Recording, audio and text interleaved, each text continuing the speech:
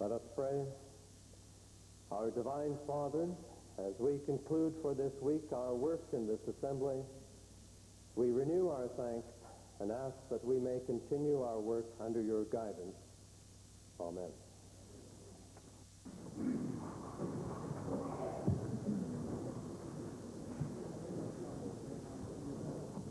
Introduction of visitors. Minister of Culture and Multiculturalism. Mr. Speaker, it's my great pleasure today to introduce to you and to members of the Assembly His Excellency Samuel Kajesi, the High Commissioner of Zimbabwe, who is here in Edmonton and Alberta visiting with members of our government, with Her Honor the Lieutenant Governor, and with leaders of industry as Zimbabwe is here expanding its relationship and its friendship, and I would urge all members of the House to give His Excellency a warm welcome this morning.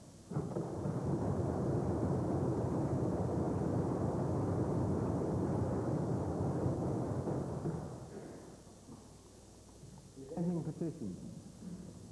Reading and receiving petitions. Presenting reports by standing and special committees. Notices of motion. Edmonton Millwood. Mr.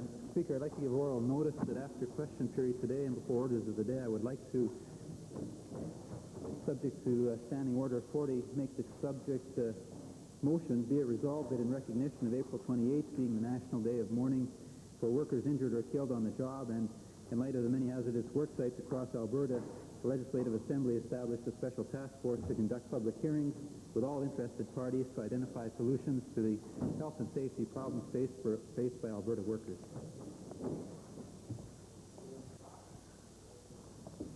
Introduction of bills. Tabling returns and reports. Introduction of special guests. Provincial Treasurer. Mr. Speaker, I'm very pleased to advise the Assembly that we have an important visiting group from the Gilbert Patterson Community School in the public gallery today. The teachers, Paul Stevenson and Debbie Morgan, annually take an excursion to Edmonton, the Great Circle Tour, to visit the Terrell Museum, the Legislative Assembly, of course, and the other attractions, including West Edmonton Mall. The driver, Manfred Schuchart, has made several trips as well.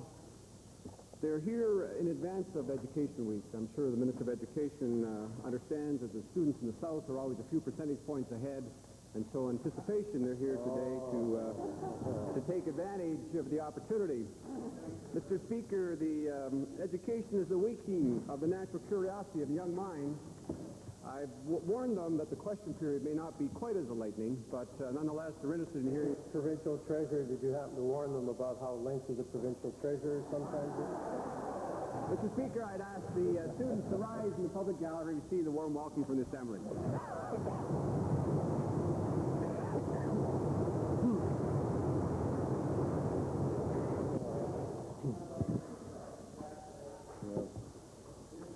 Honorable members, it's my pleasure to introduce to you 86 students from Fairview Junior High School located in the constituency of Calgary-Egmont, which seldom gets a chance to be mentioned in this House. I would also mention that the students come not only from Calgary-Egmont, but from Calgary-Milliken and Calgary-Fish Creek. And so I would ask that those students would stand together with teachers Jacques Blanchard, Val Charton, John Oad, Richard Nadon, and Pam Conrad, together with Maxine Bruce, Mrs. Semison, and Mr. and Mrs. Braun, and be acknowledged by the Assembly.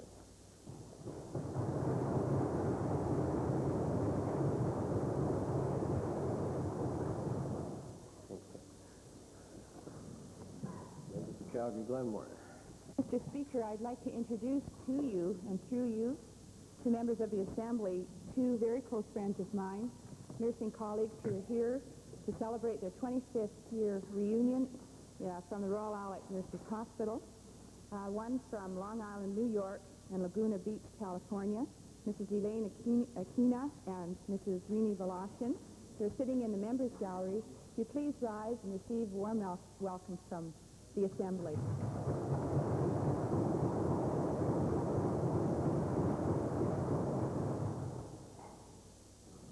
Ministerial statements. Minister of Education. Monday marks the beginning of Education Week in 1990. Education in Alberta is worthy of celebration every day of the year, but once a year, through Education Week, we recognize the excellent work being done in education throughout the province. And the fact that excellence in education is fundamental to Alberta's future. Education is everybody's business. That's the theme for Education Week in 1990. It's appropriate because education in Alberta is a big business, a $2.3 billion business. One that is the business of educators, of parents, and students. Indeed, the business of all Albertans, Mr. Speaker. Every day it becomes clear that our province's future, its future strength and its prosperity, depends on having responsible and competitive Canadian citizens graduating from our schools. This is our challenge, now and in the 21st century. I am confident that together we will meet the challenge because Albertans have a tradition of success based on resourcefulness and independence. And our children will be successful if we continue to focus on results, deal creatively with change, and look carefully at what we can reasonably expect from our schools and from our teachers. This year, Education Week focuses on the increased educational involvement of businesses, community organizations, and service clubs. Building partnerships with these successful individuals and organizations gives our students the chance to learn about the world of work and the world of volunteerism, to build new skills, to develop healthy and responsible attitudes and habits. Mr. Speaker, we've had the good fortune to introduce a number of students in the province here this morning, and it's a pleasure for me because they are here representing some 440,000 Albertans, young students from across our province. And I say to them, Mr. Speaker, and I ask them to take back the message to their students, that for our part, Premier Getty and this government has made and will continue to make education its #1 priority. We will continue to work in partnership with parents, with students, administrators and trustees, as well as the general and business community, to pursue excellence in education. Right on. Leader of the Opposition. Yes, Mr. Speaker, in replying to the ministerial statement for Education Week, hardly anybody could disagree with the statement, Mr. Speaker. We're all for education, and we're all for the family farm, we're all for everything, Mr. Speaker. And I notice again now education is the #1 priority. It's just like the farmers. They were glad when they weren't the #1 priority after a while, Mr. Speaker. But I would say to the minister, nobody would disagree with the sentiments, but talk is not enough, Mr. Speaker. In real terms, over the last decade, in real terms, taking inflation into account, institutional inflation, the amount of money spent by the provincial government has actually gone down. And if you look at what's happening, well, look at it. I can't believe that they'd even disagree with that, Mr. Speaker. But the point that I would want to make is, especially in some rural areas, we are in danger of moving towards a two-tiered system, because more and more and more is being thrown on the property taxpayer. And I would remind the government, before this minister was there, they had a document, the Scratchman report, that said that this trend should be stopped and more should come out of the provincial government. So instead of clapping themselves on the back and saying that this is the #1 priority, we want to see some money put there, Mr. Speaker. And I would remind this government that it is not spend, that this is in fact an investment that almost all modern economies in a global competitive market know that they have to spend money on. And also, if you spend money there, you can begin to get rid of some of the social problems, not all of them. So while I certainly agree with the statement, I hope in the next budget that this will be reflected, the statement, in reality, Mr. Speaker. Hear, hear. Oral question period. Leader of the Opposition. Thank you, Mr. Speaker. To the Premier. Mr. Speaker, the Premier has basically spent this entire week insisting that there's insufficient evidence to carry out a proper investigation of the apparent conflict of interest involving the MLA for Redwater Andrew. Mr. Speaker, never mind the Premier's steadfast refusal to speak to the parties involved, with the exception, of course, of the member himself, the member from Redwater Andrew. Never mind, Mr. Speaker, the fact that the Premier won't even give the town councillors an opportunity to tell their side of the story. The Premier had made up his mind before he had any of the facts, and now he won't admit that he's made a mistake. And I want to ask the Premier, is the Premier not aware that he personally now is damaging the credibility and integrity of his government by stubbornly refusing to have an impartial hearing into this matter? No, Mr. Speaker. Yeah, Mr. Speaker, that's exactly the answer I expected. You know, be stubborn, then cover up, Mr. Speaker. But, Mr. Speaker, we talked about a tape yesterday, and I mentioned it to the Premier about the member for Redwater Andrew at a public meeting, identifying himself as the developable land in question, saying he's trying to sell it. And then the same member stood here on April the 10th and said he hadn't owned that land since March the 2nd. Surely the Premier's not suggesting that both these statements can be accurate, Mr. Speaker. I have a tape of that meeting, and I'd like to send it over, Mr. Speaker, through the page to the Premier and ask him a very simple question. Now that we're handing it to him on a silver platter, Mr. Speaker, will he at least listen to the tape now? Good idea. Well, Mr. Speaker, it's interesting that the Honourable Leader of the Opposition is only doing it now. I asked him if he wanted to provide the tape, and that I'd be happy to listen to it. And, of course, he hasn't wanted to do that. I'm happy that he has now acceded to my wish. Well, time. We want to reform authority. Mr. Speaker, it's not my government that's suffering integrity loss here. You think that this government likes to talk about initiative, Mr. Speaker? Maybe the initiative he could have looked for himself when he said he carried out an investigation, Mr. Speaker. But, Mr. Speaker, two of the councillors who attended that meeting on March the 13th with the member for Redwater Andrew have even more information about this matter. And they say it will provide even stronger evidence of lobbying, and they're willing to offer this evidence to a judicial inquiry. Mr. Speaker, and also, despite the member's claim that the town would be unable to get funding for services for a competing subdivision, we know that there is no less than $10.4 million available for such projects in the last budget. Now, Mr. Speaker, these facts and contradictions are not going to go away, Mr. Speaker. Now, and I ask the Premier this again. In view of the old evidence and this new evidence, Mr. Speaker, will the Premier finally do the reasonable and just thing and call a judicial inquiry into this whole matter? Do it, John. Well, Mr. Speaker, I'm pleased that I have the tape, and I'll be listening to it, and I thank the Honourable Member for sending it to me. As I said before, up to now, he's provided nothing new, and so there's no reason to change. Now, if he wants to provide something new, we'll consider it, but he has provided nothing new. Second main series of questions, Leader of the Opposition. Am I in fantasy land here or the legislature? I can't believe it. Mr. Speaker, A bunch Mr. of Walt Speaker, Disney creatures over there. Mr. Speaker, I will come back to the Premier. I don't see, no, it's not there. Mr. Speaker, again, this government seems to be going in different directions at the same time, Mr. Speaker. You have the Minister of the Environment giving lip service to environmental hearings and talking about environmental impact assessments.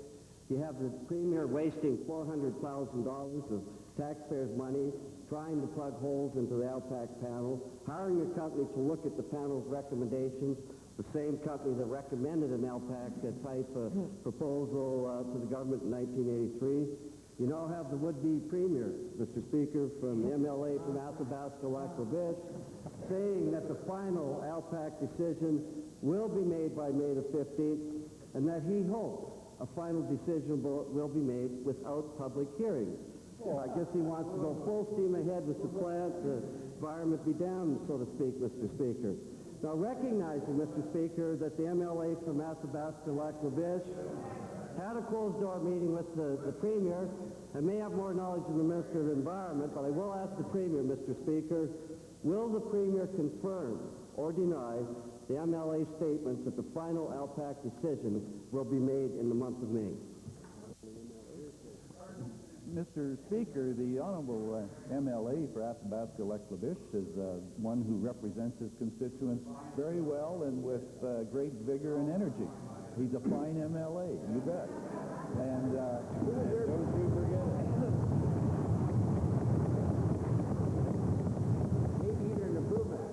A person, Mr. Speaker, who's works at building, not trying to stop and tear things down, as the leader of the opposition appears to.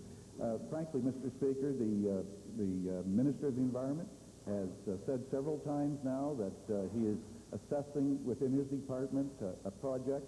I don't think we should speculate on it hypothetically at all. Let's wait. We'll take notice of any questions the honorable members may have for the Minister of Environment. He'll be in the House in future days, and they can bring those questions to his attention. We'll take notice of them. That could be a long time by his record, Mr. Speaker. But I take it the Premier still is supposed to be in charge over there, Mr. Speaker. And he conveniently avoided the question, Mr. Speaker, and I want him to come back and tell us, as the Premier of this province, will he clarify, because the MLA from Athabasca-Lac-La-Biche has been clear about this, that there would be a decision by May the 15th. Will he clarify whether that statement is true by the member or not? Mr. Speaker, the member speaks for himself. I mean, I've never heard such nonsense from the leader of the opposition. Well, absolute nonsense. You better take over quick, Dick. This is a government in total disarray. One says one thing, the other says the other, Mr. Speaker. Now, Mr. Speaker, I want to ask then, we'll forget about the member from Athabasca-Lac-La-Biche because apparently he doesn't speak for anybody, Mr. Speaker. So I want to ask the Premier this question then. We have the hearings. We have the hearings going on, Mr. Speaker. Could the Premier... Yes, Mr. Speaker. Thank you.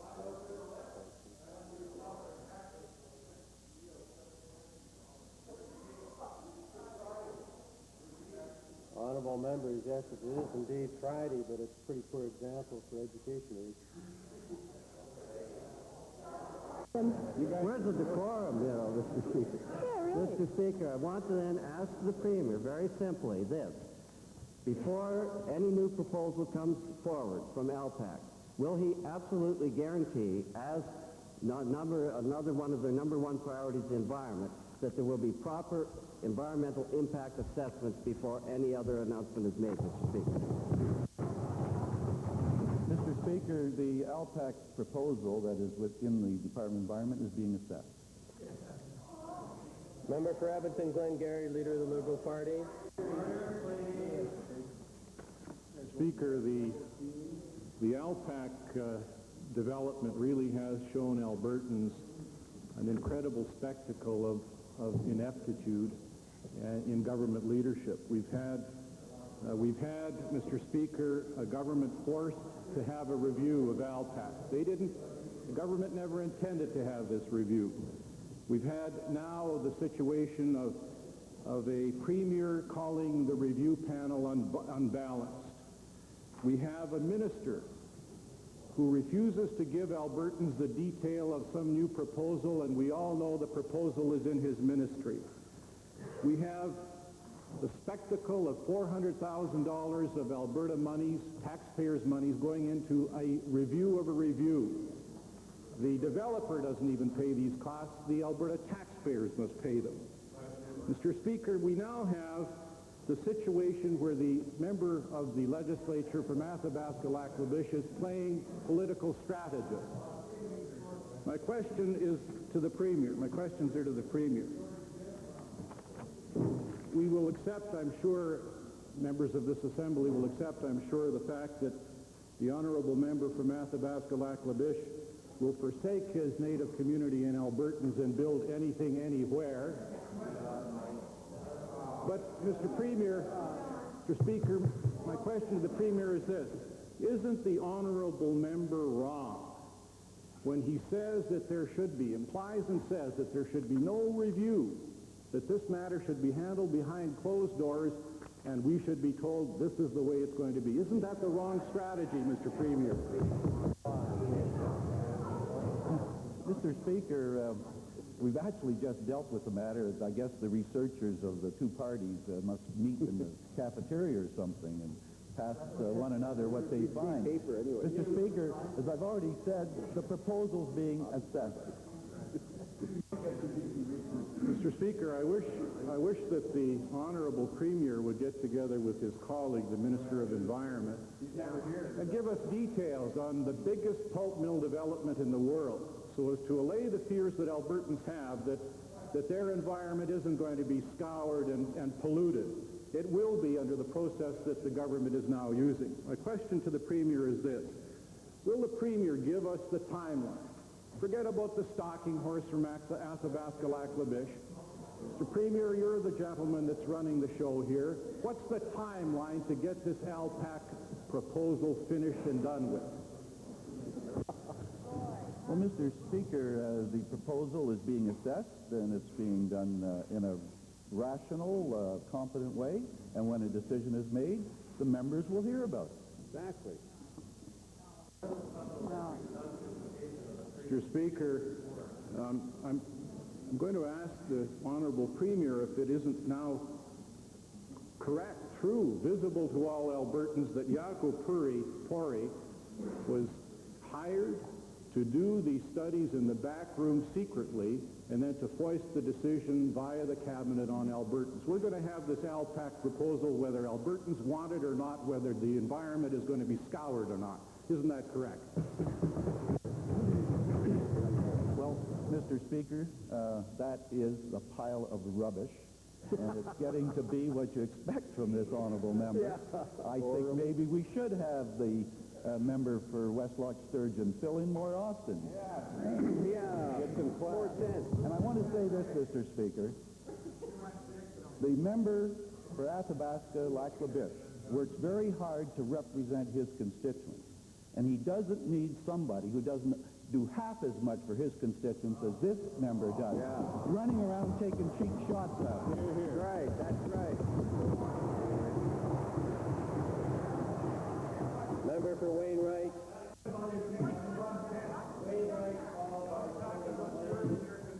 Thank you, mister. Order, please.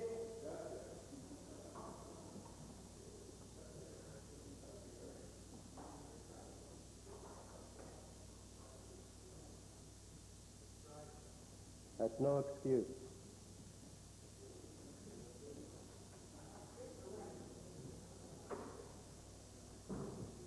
I'll still stand here until hell freezes over. Just park it, honorable member.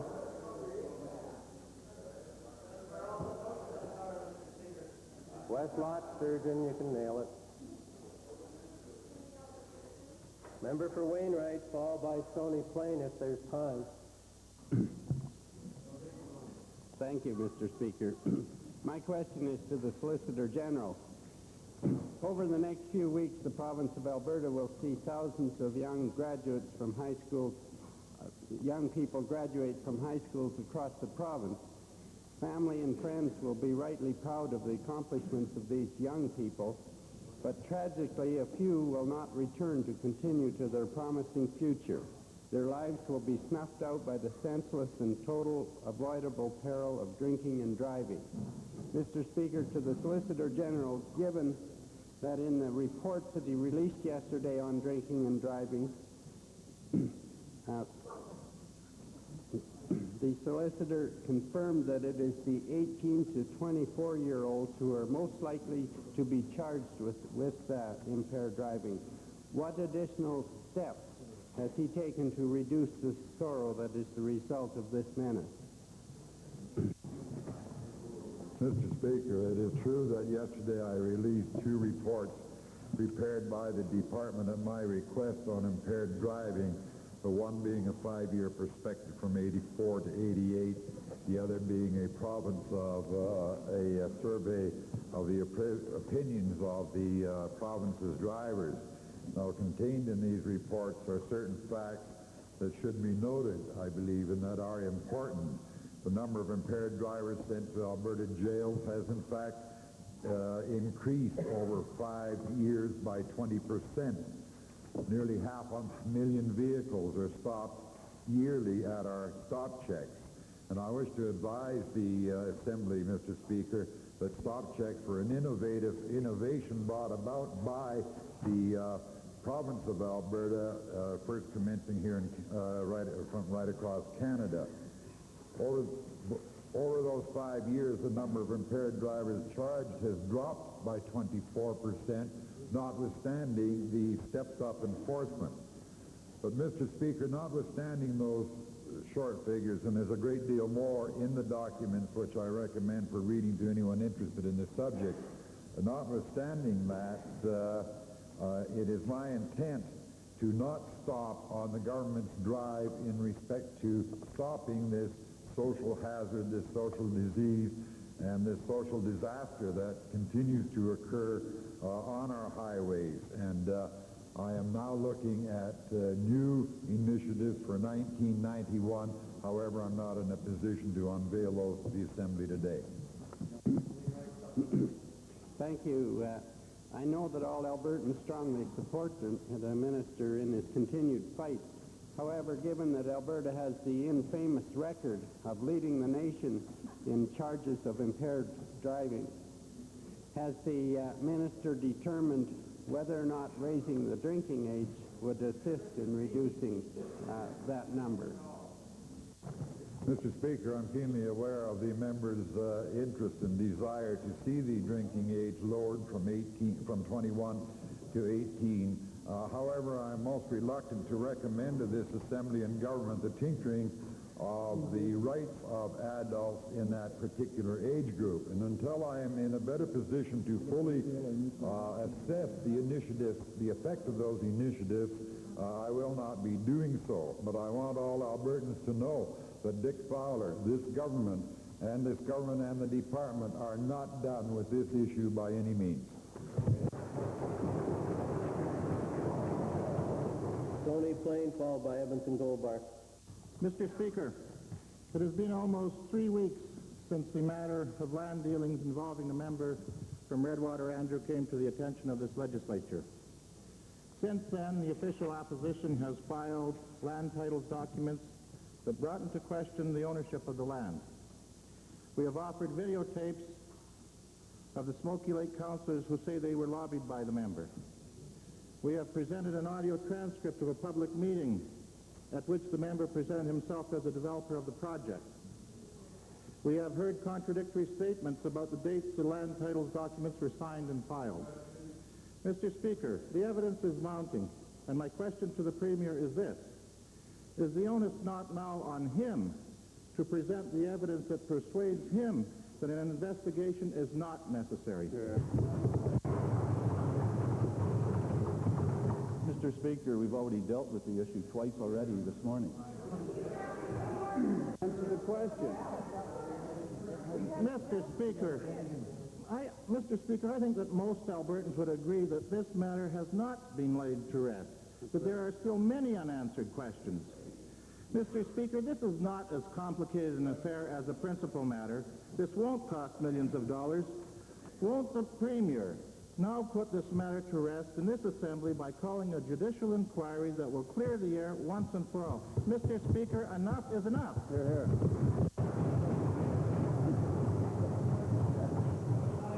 I agree with that, Mr. Speaker. Enough? I agree with that. Enough is enough. Great. Edmonton Goldbar. Thank you, Mr. Speaker. Mr. Speaker, we've often asked the Minister of Family and Social Services about working conditions and caseloads and income security and child welfare. Discussions currently with social workers in the public service appear to have reached a crisis stage. Mr. Speaker, the problems stem from working conditions that place professional people in a position where they're not only contravening their own professional code of ethics, but they're also forced into not fulfilling their mandate within the Social Development Act. We're jeopardizing, Mr. Speaker, their capacity to serve with quality disabled people, children, families, the poor in our province. Mr. Speaker, I want to ask the Minister of Family and Social Services, aside from the personnel generalists who will be there, how many managers from the Department of Family and Social Services with social worker experience, with frontline experience, professionals, are part of the discussions that are taking place now? Mr. Speaker, the member is quite correct that there are some negotiations going on in this province at this time, and I'm not sure that this is the proper forum to be discussing those negotiations. But I will say this, that as minister, it's a concern that I have had. It's a concern that we've had as a government. Last year, as the member knows, we added 59 new positions in child welfare alone.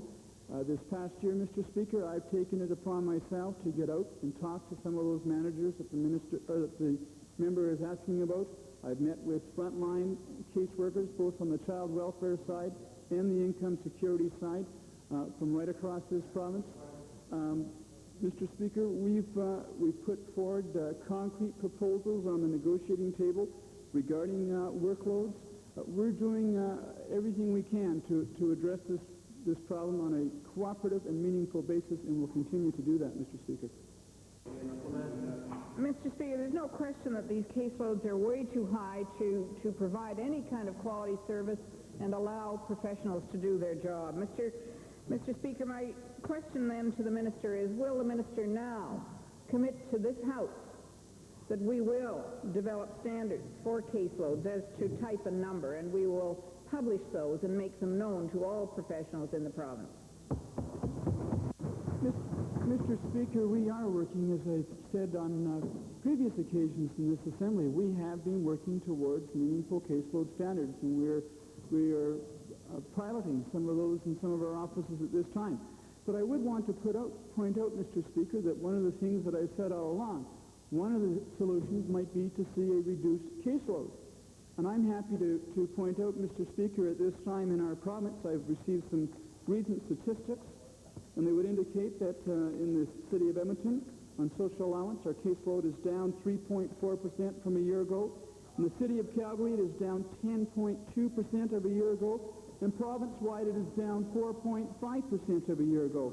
I would want to point out, Mr. Speaker, on the child welfare side, that our active cases on a province-wide basis are down 4.8%. Mr. Speaker, this is a positive way of resolving that problem. This is the way that I'd like to see it resolved ideally. I recognize that that's not necessarily going to be the only solution, but again, we're going to continue to work in a spirit of cooperation to address this problem with our social workers, and we've done that for the past year, and we'll continue to do that in the future. Member for Three Hills, followed by Edmonton Calderson. Thank you, Mr. Speaker. Mr. Speaker, my question is to the minister responsible for the Alberta Mortgage and Housing Corporation.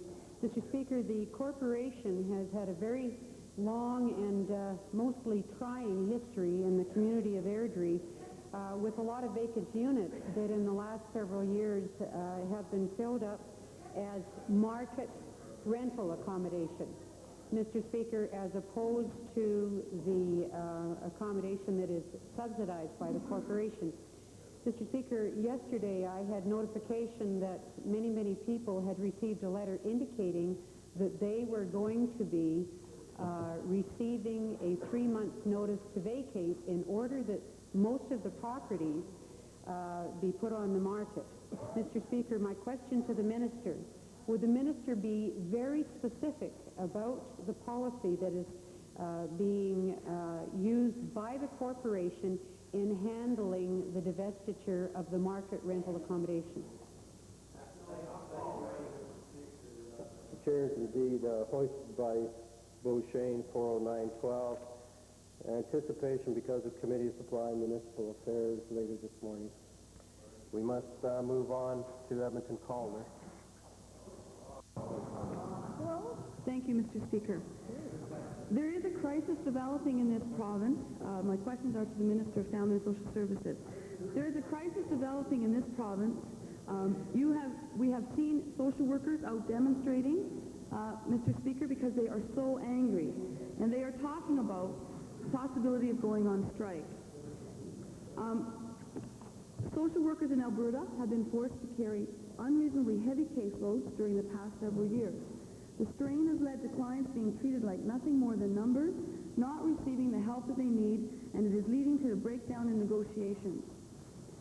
The minister has just given us some meaningless statistics. Obviously, the social workers would not be satisfied with those statistics. Now, I'd ask the minister, why is this minister not prepared to lower caseloads meaningfully so that social workers in this province can do their jobs properly and that people can receive the help that they deserve? Mr. Speaker, I'm appalled that that member would talk about meaningless statistics. If she doesn't think that taking 4.5% of our caseload off of social allowance isn't meaningful, then I'd be interested in hearing what her long-term solution really is. Mr. Speaker, I think it's tragic. I think it's tragic in Alberta that we have the caseload as high as it is. But, Mr. Speaker, to say that reducing it by 4.5% is meaningless, I'm shocked. But again, Mr. Speaker, I do want to say that we're anxious to see meaningful discussions and meaningful negotiations continue, and we are anxious to see a settlement with our social workers. We recognize the significance and the importance of the work that they're doing. We certainly don't want to see services to seniors and to children jeopardized, and we're going to continue to do everything that we can to see these things resolved to a successful conclusion. Well, Mr. Speaker, the minister would like long-term solutions. The long-term solution is to change this government, Mr. Speaker. That's right. We are seeing in this province, Mr. Speaker, we're very close to a breakdown in negotiations. Child welfare and income security caseloads have been too high for far too long. For many years they've been too high. What will it take to convince this minister that he has to take some action now to address the serious concerns that social workers have over high caseloads? Well, Mr. Speaker, the member does again talk about long-term solutions, and although we like to look well into the future, her particular solution, we're not prepared to wait that many years, Mr. Speaker. But I do want to say, Mr. Speaker, the flakes aren't only outside this morning.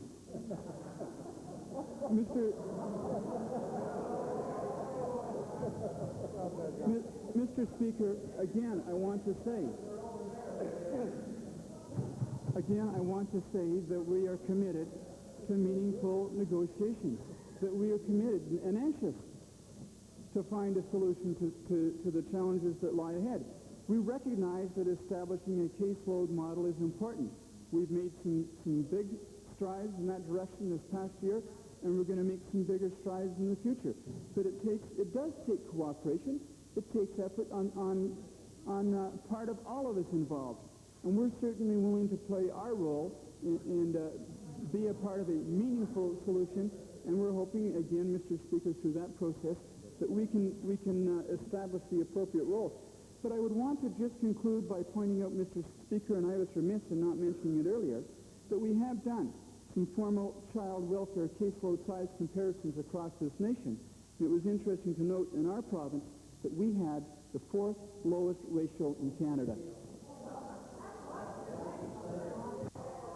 Edmonton Center.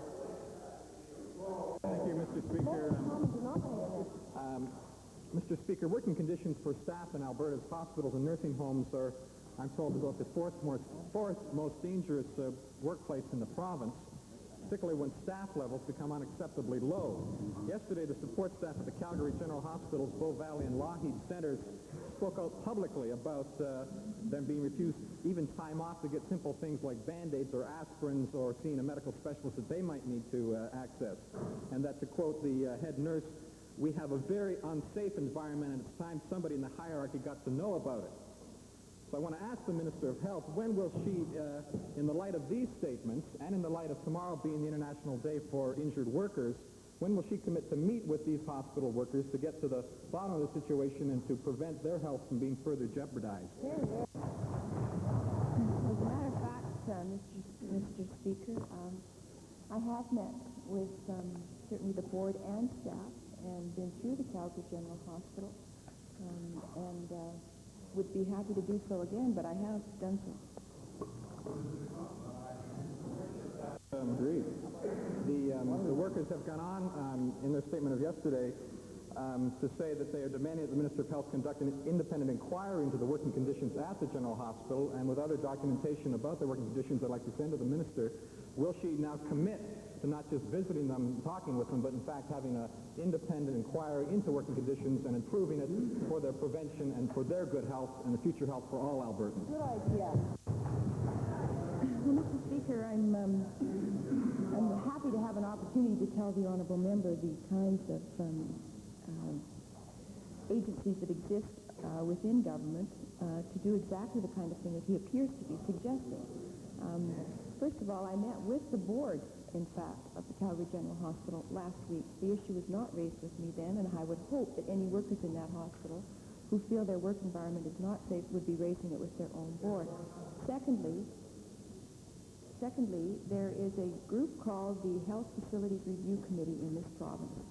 And if anybody wishes to lay a complaint about the safety of a facility or patient care, they have every opportunity to do so, and I would encourage them to do so. Calgary Northwest. Speaker, my question today is to the Minister of Energy. There's a company in the city of Calgary called the Kuma Power Corporation, and they have a proposal to generate power using the natural gas which is flared at many of our oil well sites around the province. The initiative is a very interesting one because it could diversify the economy, or help to do so. It could reduce the total CO2 that is produced into the atmosphere. It could reduce the need for future coal generation power plants, and it would help to create new jobs. The corporation simply needs, however, a break on the royalty paid for natural gas prices. So my question to the minister is, could the minister explain why he's not prepared to waive the royalty charge on the natural gas which is flared, for which the province doesn't receive any benefit anyway? If it's going to be flared, why not allow these people to utilize it so we can perhaps do all of these positive things that I've mentioned? I never said that, Mr. Speaker. I didn't hear your response. The second question, Mr. Speaker? I said that I've never made that statement, Mr. Speaker. Thank you. Calgary Fish Creek.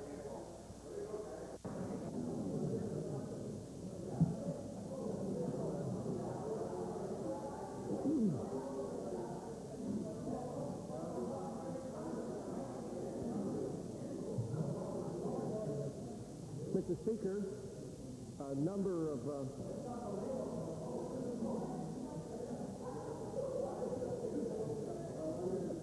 Calgary Fish Creek would allow the other member who seemed to be hard of hearing to continue with his supplementary. Are you gracious enough to allow the floor? more than pleased, Mr. Speaker. Thank you. Let's hear it. I'll be sure to send the minister a videotape where he did make such a statement. However, certainly, if the minister would not be willing to agree to a complete waiving, would he consider a 5-year royalty holiday, as has been granted to other companies, on a trial basis to allow these people to get their company started, say on the first 20 wells, to try and implement this technology? Mr. Speaker, we have a number of initiatives in the government, and in my department estimates, we had some discussion about alternative energy. We have the small power producers who who have a program in place, and as a matter of fact, amendments to that bill is before this legislature, wherein alternative energy sources or other ways of harnessing energy can be facilitated through a program that we have that is initiated by this government. And so the honourable member may wish to bring forward some of his suggestions during the member for Crow's Nest in his piloting this legislation through the Assembly. The second initiative, of course, Mr. Speaker, that we have for these types of alternative energies is the Southwest Renewable Energy Initiative, and the honourable member might want to review that initiative. It is a recent initiative, granted, but certainly it would give a full consideration to the point of view. I can advise the honourable member that I have had a discussion with the proponents of this initiative, and I'll give him, this member, the same assurance that I gave the proponents, that the department will look at it, is looking at it, and once we have done an assessment, I'll be providing full details to him and to the proponents. First Street, followed by Edmonton Millwood. Thank you, Mr. Speaker.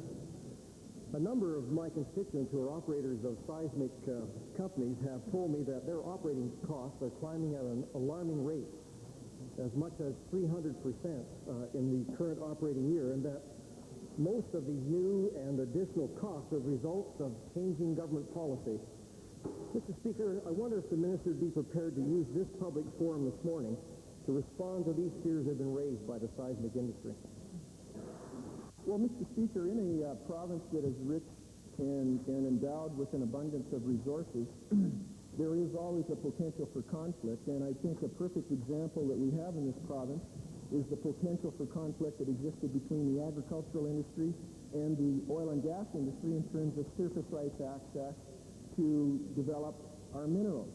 Now, over the last 40 or 50 years, we have in this province, I think, set an example as to how two vastly different resources can be developed in concert for the welfare and the benefit of the economic development of our province.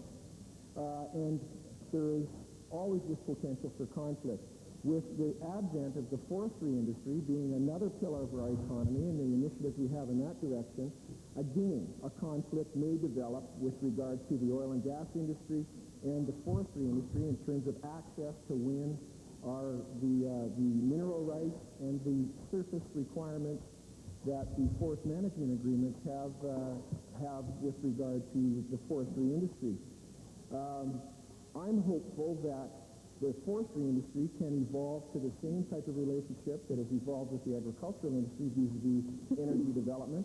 And I have been in discussion with the Minister of Forestry, Lands and Wildlife in this connection, and he and I have both agreed that it is in everybody's best interest to come to some kind of a resolution on surface access on forest management agreements to everyone's satisfaction. As I understand it, one of the irritants, one of the difficulties that does require resolution is the conflict that the minister refers to when seismic operators are running their seismic lines across lands that are covered by forestry management agreements. With that backdrop and in light of the Minister of Energy comments, I'm wondering, would the Minister of Energy and perhaps the Minister of Forestry, Lands and Wildlife be prepared in the near term to meet with representatives of the seismic industry to understand firsthand the economic implications of these apparently new escalating charges? Mr. Speaker, the Minister of Forestry, I'm sure, whose area of responsibility this lies, will like to respond to some extent. I can point out to the honourable member for Fish Creek that I have met with the geophysical group in Calgary, and we have an ongoing discussion. I understand there are meetings with the Minister of Forestry, Lands and Wildlife Department and other departments and the geophysicist, and maybe he could bring you up to date in that connection. Thank you, Mr. Speaker. I'd be happy to respond as well. I'd like to confirm that the Minister of Energy's comments with respect to the so-called conflict going on between the two parties now is that we're working towards a resolution of that conflict. We need new timber damage assessment tables, and that's something that's being worked on in consultation with my department and the industry and with the Energy Department. It is become a more significant problem as of late because we have an expanding forest industry in this province. And to give you some idea, in 1988, the energy industry cut more trees in Alberta than the forest industry cut.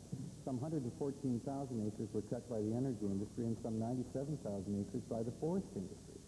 So it is a fairly large problem, and also there wasn't use historically for the use of aspen. And that is something that there wasn't really damages paid on. Now, with a newfound use for aspen, there has to, of course, be charges levied for that.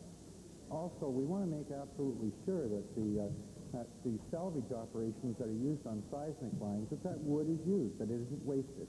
And all of those discussions are part of what's taking place in our negotiations now. One of the key elements, as I stated earlier, is the damage assessment table, and we're working on that. Good. Edmonton Millwood.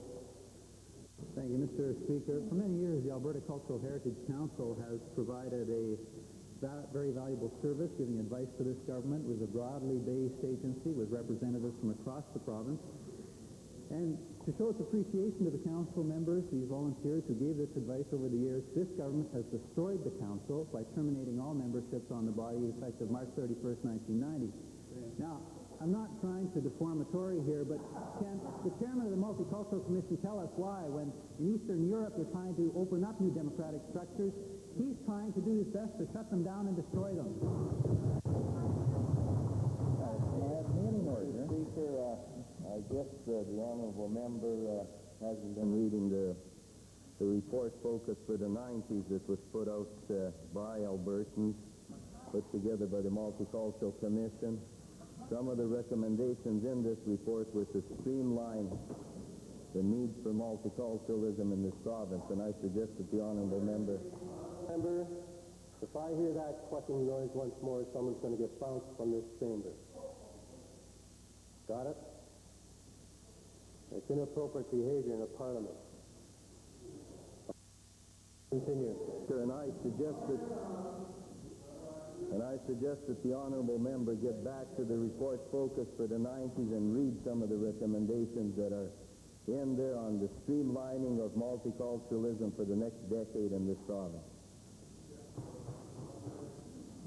Speaker, I know the chairman of the commission has trouble admitting when he's made a mistake, but will he now publicly apologize in the light of that sense of betrayal that exists now in the multicultural community, apologize for destroying the council?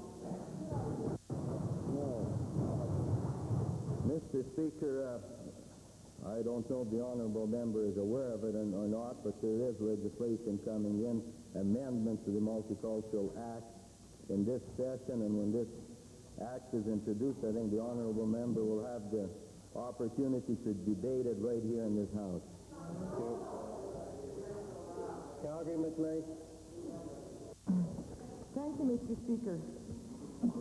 In order to advertise itself in Alberta, an institution, a post-secondary institution, must have the approval of the Minister of Advanced Education. Northland Open University has received such approval, even though it is not allowed to operate in Quebec. To the Minister of Advanced Education, what criteria must out-of-province universities satisfy before they receive ministerial approval to advertise themselves in this province? Mr.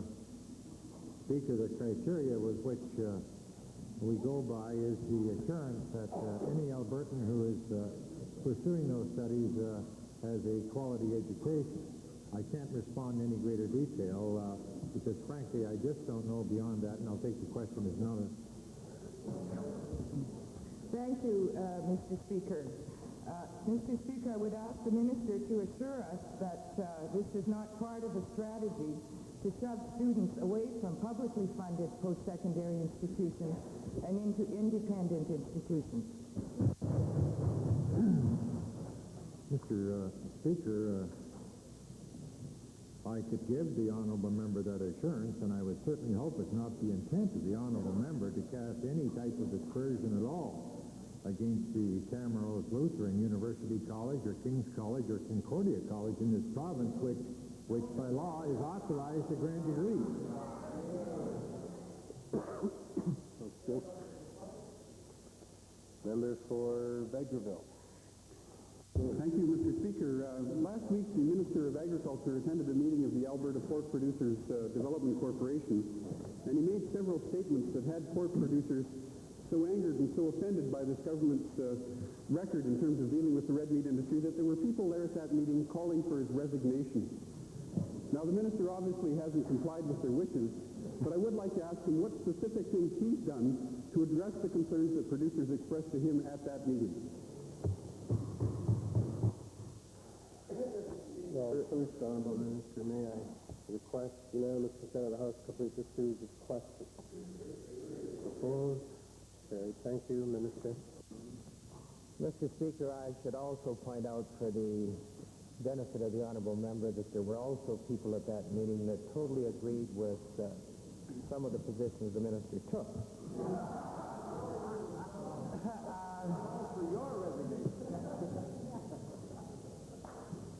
As I recollect the meeting, there was one request for a follow-up. That meeting is being arranged. I did receive a request to meet with the ownership committee of the Pork Producer Development Corporation to address the issue of separating the ownership of Fletcher's, the processing plant, from the Pork Producer Development Corporation, which is the only body that has the authority to sell hogs in this province. That meeting will be proceeding. Well, Mr. Speaker, he's right. There were a few people that agreed with him at the meeting. His executive assistant accompanied him.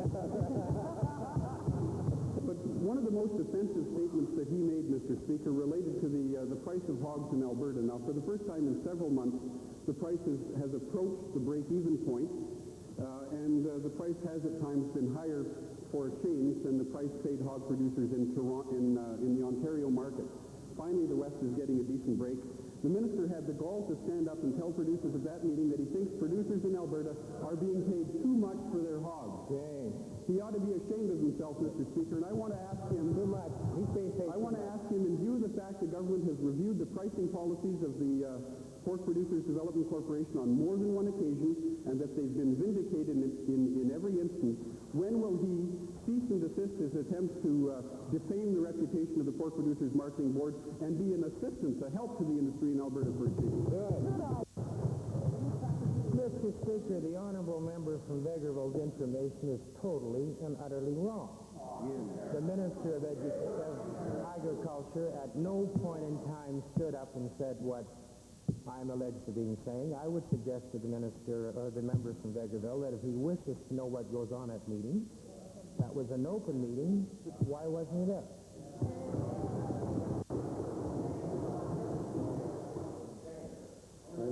Time for question period has expired. Might we have unanimous consent to reverse the introduction? Yes? Special opposed? Carried. Thank you. Red Deer North, sir. Thank you, Mr. Speaker. It's a privilege for me to introduce to you a teacher from Red Deer, Mr. Darren Lund.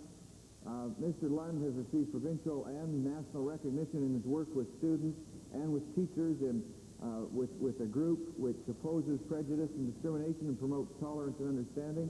He's received a prestigious Human Rights Award for his work. He's with us today. I'd ask him to rise and receive the warm welcome of this assembly.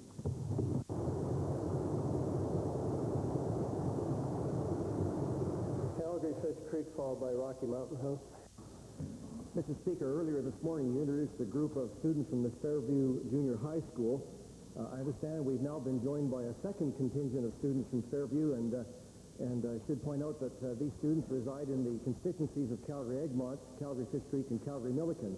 I'd like to request these students, along with their teachers and parents, to stand in the gallery and be warmly welcomed by the Assembly.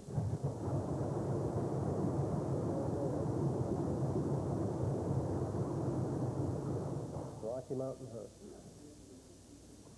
It gives me great pleasure to introduce to you and to the members of the Assembly, on behalf of my colleague and honorable member from Clover Bar, some 46 individuals, students, teachers, and parents from the Rudolph Henning School.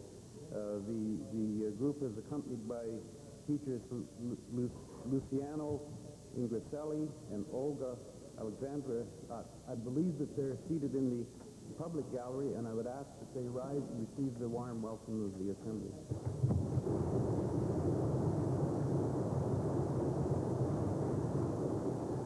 Mr. Chair, points of order.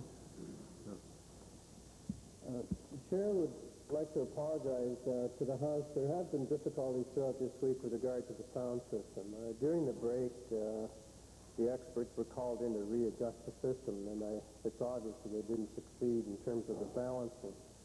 That's caused for a number of lost answers and questions I'm sure in terms of the whole week as well as this morning. We will have the technicians in again over the weekend and hopefully be able to have the system working in an appropriate way. The Chair also needs to point out, however, those members at the far end of the House, when you're addressing the Chair, I know that it's appropriate to turn towards the Chair, but for the sake of the console operator here in the House, please make sure that you haven't blocked your microphone with books or papers, and do try to talk just a bit louder as you turn away from your directional microphone, because sometimes we have to try to put on two mics at the same time. Thank you. Thank you. Now, before we get to orders of the day, we do have a request for Understanding Order 40 by Edmonton Millwood. Thank you, Mr. Speaker. And speaking to the urgency of this motion, which I circulated for members, in which states be it resolved that in recognition of April 28th being the National Day of Mourning for workers injured or killed on the job, and in light of the many hazardous work sites across Alberta, the Legislative Assembly established a special task force to conduct public hearings with all interested parties to identify solutions to the health and safety problems faced by Alberta workers. Now, the urgency, of course, is that tomorrow is April the 28th, the National Day of Mourning, set aside to reflect upon and see what we can do to reduce the tragedy of workers that are injured and killed on the job in this country. In light in the past year of the incidences that we've seen, the gassings at Weldwood, lead poisonings at Medicine Hat, numerous deaths on the job, the Assembly must not allow this day to pass without taking some concrete and meaningful action, and I therefore urge all members of the House to give their unanimous consent to debate this important resolution. Question. Understanding Order 40. Those in favor of giving unanimous consent, please say aye. Aye. Opposed, please say no. No. The request fails. Orders of the day. Committee of Supply. Take a seat, please.